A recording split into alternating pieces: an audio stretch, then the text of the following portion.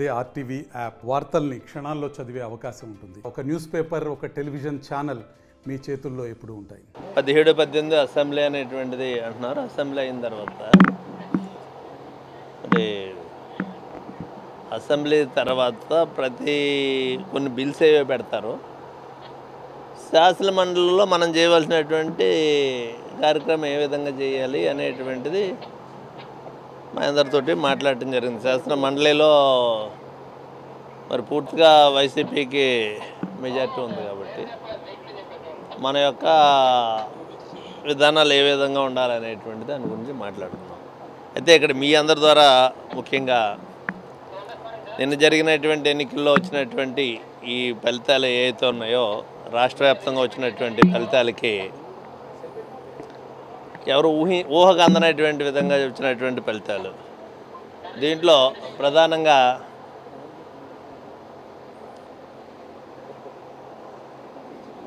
నిన్న జరిగినటువంటి ప్రమాణ స్వీకారం ఈ కార్యక్రమంతో చూసాం. దీనికి పూర్తి కారణం పవన్ కళ్యాణ్ గారిని మనస్ఫూర్తిగా అభినందిస్తున్నా. అదేవిధంగా ముఖ్యమంత్రిగా ప్రమాణ స్వీకారం చేసినటువంటి చంద్రబాబు నాయుడు గారిని, వాళ్ళ మంత్రివర్గాన్ని కూడా అందరినీ కూడా అభినందిస్తూ ప్రజలకు ఉపయోగపడేటువంటి కార్యక్రమాలు చేస్తారని చెప్పేసి రాష్ట్రం అంతా ఎదురు చూస్తుంది.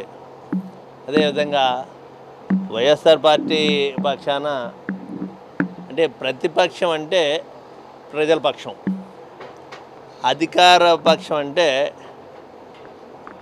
ప్రజలకు మేలు చేయవలసినటువంటి కార్యక్రమాలకు ఉంది.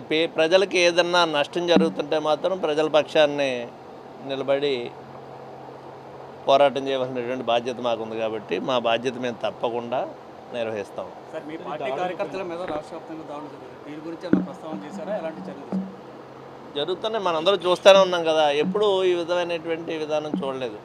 రాజకీయాల్లో చాలా కాలంగా ప్రభుత్వాలు వస్తుంటాయి, పోతుంటాయి. ఈ ప్రభుత్వాలు ఈ రకమైనటువంటి కక్షాదింపు అనేటువంటిది మనం మొట్టమొదటిసారిగా చూస్తున్నాం. అయితే ఇది గెలిచినటువంటి ఆనందంలో వాళ్ళు ఉంటారు, ఓడిపోయినటువంటి బాధలో వైఎస్ఆర్ పార్టీ కార్యకర్తలు ఉంటారు. 4 రోజులు సమన్వయం పాటించవలసినటువంటి అవసరం ఉందనేటువంటిది మేము నియోజకవర్గంలో ఉన్నటువంటి కార్యకర్తలందరికీ కూడా మీటింగ్లు పెట్టి చెప్పడం జరిగింది. ఎక్కడా కూడా నష్టం జరిగితే మాత్రం తప్పనిసరిగా అక్కడ మేము ఉంటామనేటువంటి చెప్పాం. ఏ కార్యకర్తకి అన్యాయం జరిగినా ఊరుకునేది లేదు. ఎవరి మీదకి మనం వెళ్ళొద్దు. ఎవరన్నా మన మీదకి వస్తే మాత్రం ముడుసు కూర్చునేటువంటి పరిస్థితి లేదు. మనం చేయగలిగినటువంటి ప్రయత్నం మనం చేద్దామనేటువంటిది చెప్పాం. ఏదో గెలిచిన ఆనందంలో వాళ్ళు మాట్లాడచ్చు. ఈవేళ ఓడిపోయాం కాబట్టి 4 రోజులు ఓపికగా ఉండండి అనేటువంటిదే చెప్పడం జరిగింది. ఏది ఏమైనప్పటికీ దురదృష్టకరమైనటువంటి పరిస్థితులు. ఈ రాష్ట్రంలో ఈ రకమైనటువంటి ఎన్నికలు వస్తాయి, వెళ్తాయి. ఎవరో ఒక పార్టీకి వెళ్తుంది, ఒక పార్టీ ఓడిపోతుంది. ఇవన్నీ చూసాం. ఈరోజు ముఖ్యమంత్రి గారు మమ్మల్ని అందరినీ పిలిచి మీటింగ్ పెట్టినటువంటి కారణం కూడా కౌన్సిల్లో మనం ఏ రకంగా మనం వాణి వినిపించాలి. ప్రజల పక్షాన్ని నుండి ప్రభుత్వం ప్రజలకు ఇబ్బంది కలిగేటువంటి ఏ నిర్ణయం చేసినా దాన్ని వ్యతిరేకిస్తాం. ప్రజలకు మేలైనటువంటి కార్యక్రమం చేస్తే కూడా దాన్ని సమర్థించడం కూడా చేస్తాను నేను నా పరంగా. చంద్రబాబు గారిని టీడీపీ నుంచి కొన్ని కాల్స్ మీ కొంతమంది ఎమ్మెల్సీలకు వచ్చాయనేది ఎందుకు వాళ్ళ వైపు లాక్కునే ప్రయత్నం, ప్రలోభాలు గురి చేస్తున్నారనేది బయట జరుగుతుంది. ఈ నిన్న ముఖ్యమంత్రిగా ప్రమాణ స్వీకారం చేశాడు. ఇవన్నీ రూమర్స్ కానీ అందులో వాస్తవాలు ఉంటాయని నేను అనుకోవట్లేదు. అలాంటి కాల్స్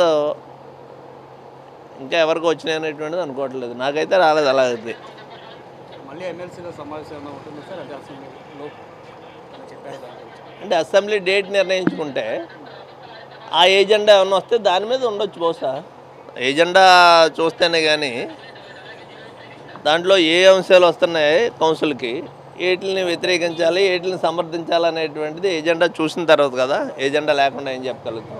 ల్యాండ్ టైటిలింగ్ యాక్ట్కి సంబంధించి రద్దు చేసి ఈరోజు చంద్రబాబు 2వ సంతకం పెట్టబోతున్నారు. ఈ అసెంబ్లీలో కూడా బిల్లు పెడితే మీ విధానం ఎలా ఉంటుంది? బిల్లు వచ్చి దాంట్లో ఏమి పొందుపరిచారో చూస్తే దాని మీద సమర్థించాలా వ్యతిరేకించాలా అనేటువంటిది వాళ్ళు తీసుకునే నిర్ణయాన్ని బట్టి వాళ్ళు ఏమి దాంట్లో పొందుపరిచారు ఏ విషయాల గురించి మాట్లాడారని చూసిన తర్వాత కదా మేము మాట్లాడగలిగింది. అది ప్రజలకి ఇబ్బంది కలిగేది ఉంటే మాత్రం తప్పనిసరిగా ప్రజాపక్షాన్ని మేము ఉంటాం. దానివల్ల ప్రజలకు మేలు జరుగుతుందంటే కూడా సమర్థిస్తామని చెప్తున్నాం కదా. మరిన్ని వీడియోస్ కోసం ఛానల్ ని సబ్స్క్రైబ్ చేయండి, లేటెస్ట్ అప్డేట్స్ కోసం వాట్సాప్ ఛానల్ ని ఫాలో చేయండి అండ్ లింక్ డిస్క్రిప్షన్ లో ఉంది.